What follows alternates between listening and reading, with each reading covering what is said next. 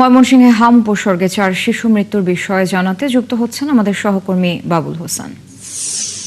বাবুল, 4 শিশু মৃত্যুর বিষয়ে আরেকটু বিস্তারিত জানাবেন এবং আপনি এর আগে যখন আমাদের সাথে যুক্ত হয়েছিলেন তখন জানিয়েছিলেন যে ময়মনসিংহে হাম পরিস্থিতি এখন বেশ খারাপের দিকে এবং শিশু মৃত্যু বাড়ছে এবং এই পরিস্থিতিতে অভিভাবকরাও বেশ উদ্বিগ্ন। তো চিকিৎসকরা এই অবস্থায় কি বলছেন, তারা কি পরামর্শ দিচ্ছেন সেটি একটু জানাবেন। হাসপাতাল কর্তৃপক্ষ এবং কর্তব্যরত চিকিৎসকদের প্রথম পরামর্শ হচ্ছে যে যখন কেউ হামের উপসর্গে আক্রান্ত হবে সাথে সাথে তাকে নিকটস্থ স্বাস্থ্য কেন্দ্র এবং চিকিৎসকের শরণাপন্ন হওয়া। আর স্বাস্থ্য বিভাগ শুরু থেকে যেটি বলে আসছে যে যারা এই হামে আক্রান্ত হচ্ছে তাদের বেশিরভাগই মারাত্মক অপুষ্টির শিকার এবং মারাত্মক নিউমোনিয়া তারা আক্রান্ত হয়ে হাসপাতালে আসছে এবং আসতে কিছুটা বিলম্ব হচ্ছে। স্বাস্থ্য বিভাগ এটিও বলছে যে তাদের গত 1.5 বছর ধরে যে ভিটামিন A+ ক্যাপসুল খাওয়ানো যায়নি, এটি কার্যক্রম বন্ধ ছিল, এতে করে শিশুরা মারাত্মক অপুষ্টির শিকার হয়েছে।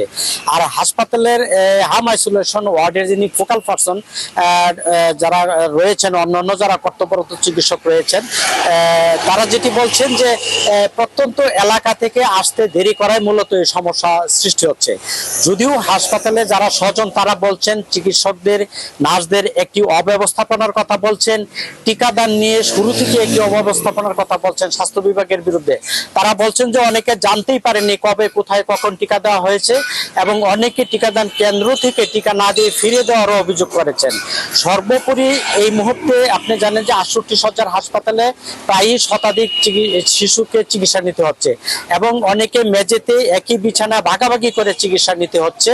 তো সেই কারণে এখান থেকেও হাম ছড়িয়ে পড়ছে। আমরা এমনও দেখেছি যে একজন শিশুকে নিয়ে এসেছেন তার মা, তার সাথে যে বড় শিশুটি ছিল, যখন ছোট শিশুটি সুস্থ হয়ে ওঠে তখন বড় শিশুটি আবার আক্রান্ত হয়েছে, এমন ঘটনা রয়েছে। এবং আজকে পেয়েছি কিশোরগঞ্জের এক রোগী, যিনি ভয়ে আর উদ্বিগ্ন হয়ে তার শিশুকে সম্পূর্ণ সুস্থ না করে বাড়িতে ফিরে গেছেন, অর্থাৎ হাসপাতাল ছাড়তে শুরু করেছেন। তারা বলছেন এখন হাসপাতালের আইসোলেশন ওয়ার্ড থেকেই হাম ছড়াচ্ছে, অর্থাৎ এটি একটি হটস্পট হয়ে দাঁড়িয়েছে, এমন কথাও বলছেন অনেকে।